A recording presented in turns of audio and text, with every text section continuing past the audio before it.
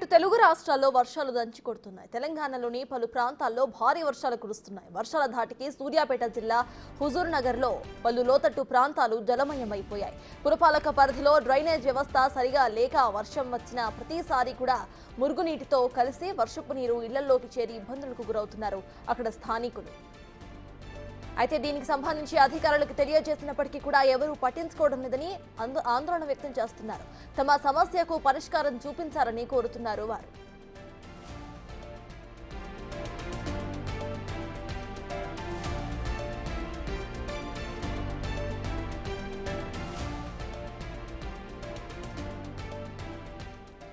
అలానే తిరుమలగిరి మండల వ్యాప్తంగా కూడా భారీ వర్షం కురుస్తోంది. ఎడతెరిపి లేని భారీ వర్షాలకు తిరుమలగిరి మోత్కూరు రోడ్డు పూర్తిగా నిండి చెరువును తలపిస్తోంది.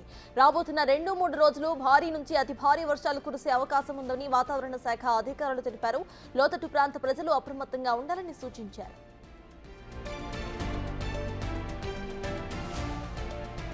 చెప్పినన్నా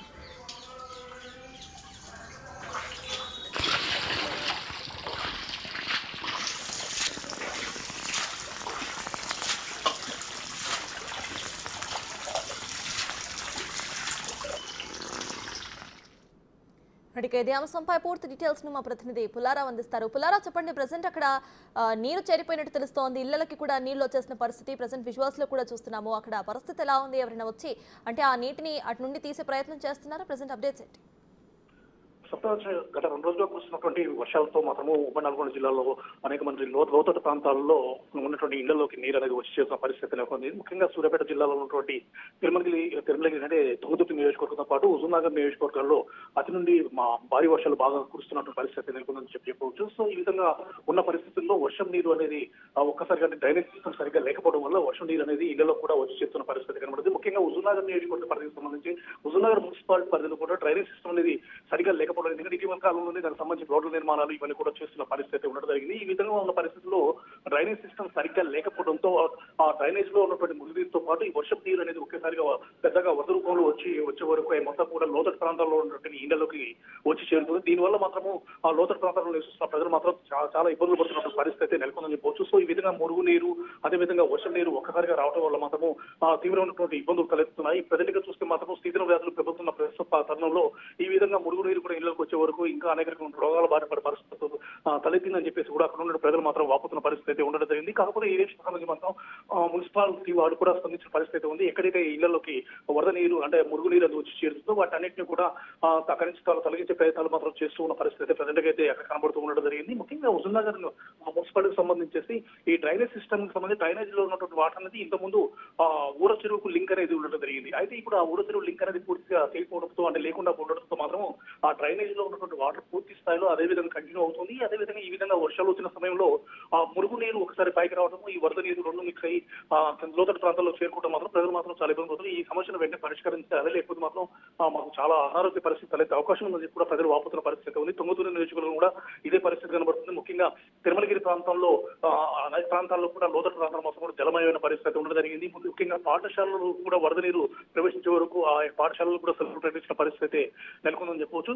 మరో 2 రోజుల పాటు ఈ వర్షాలు ఈ విధంగా కురిసే అవకాశం ఉందని చెప్పి వాతావరణ శాఖ అధికారులు చెప్పడం మాత్రం ప్రజలు మాత్రం చాలా బమ్మిరెత్తిపోతున్న పరిస్థితి ఉందని చెప్పి సత్రాజ్.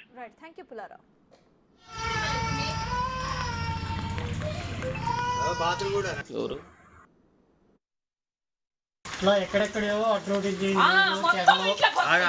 చెరలో నీళ్ళు తెచ్చి కలిపారు. ఇక్కడ ముందు ఓపెన్ అయ్యే కాడ తూము చిన్న తూము అయ్యి నీళ్ళు డెలివరీ కావట్లే. అసలు ఇళ్లలో నీళ్ళు కాలువలో పోయి కాలువలో అక్కడి నుంచి వచ్చే వరద ఇళ్లలోకి వస్తుంది, నడి ఇళ్ళకి వస్తున్నాయి.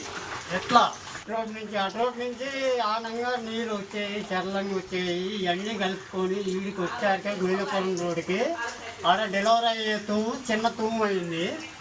ఇంతకుముందు 30 సంవత్సరాల కింద అదిగంట భయపడేది గోయినపురం, అదిగంట భయపడేది. బండి పోవాలన్నా మనిషి పోవాలన్నా మోకాళ్ళలోతో అలుగు పోసేది. అట్లాంటిది ఆ భయం లేదు. కానీ ఇదేంది ఇళ్లలోకి వచ్చి ఇంట్లో అన్నం తింటానికి టిఫిన్ చేయడానికి కూడా వాసితి లేకుండా అయిపోయింది. ఏంది పరిస్థితి? మేము ఉండలేము ఇంట్లో, వెనక నీళ్ళు మొత్తం ఎండడైనా వాన వచ్చినా కూడా మాకు ఇల్లు నిండాలి. ఆ చర్ల నీళ్ళు మొత్తం వాకులు ఈ కాలువలో పెట్టిరు, ఇంట్లోకి వస్తున్నాయి. మా పరిస్థితి ఏంది? మా పరిస్థితి చూడాలి. మరి మేము ఎడుకోకుండా ఇల్లు కాపాడుకొని ఉంటామా? మా పరిస్థితి ఏంది? ఎవరికి వాళ్ళే అవుతుర్రు. మరి మా ఇల్లు నిండింది, మాకు లేదు కట్టుకోవటానికి గతి. ఎవరు మారినా, ఈ ప్రభుత్వాలు మారినా, ఎన్ని మారినా మా జీవితాలు అయితే మారు. ఈ నీళ్ళు ఇంతే వస్తాయి. చెర్ల నీళ్ళు కూడా కలిపిర్రు. సామాన్యున్నాయా ఒకటి ఇద్దరు పిల్లలు పెట్టుకొని ఉన్నా. నా గురించి ఇన్నిసార్లు చెప్పినా కూడా ఇంట్లోకి నీళ్ళు వచ్చి నా పిల్లలను పెట్టుకొని పారిపోతున్నా కూడా మమ్మల్ని పట్టించుకునేవాడు లేదు. వాటిలో ఎలక్షన్ వచ్చినట్టు 60 లక్షలు 70 లక్షలు పెట్టి ఖర్చు పెడతారు. కానీ చిన్న డ్యామ్ కట్టడానికి 12 అడుగులు ఉన్న కావాలని 7 అడుగులు చేసారు. 7 అడుగులు చేసి ఎవరి మీద పోద్దాం ఈ నీళ్లు. ఆ చర్ల నీళ్ళు కూడా కలిపారు. ఆ బ్రిడ్జి కడతా అని చెప్పి 20 ఏళ్ళు అవుతుంది. అయినా సరే మాకు మాత్రం మేము మారలేదు.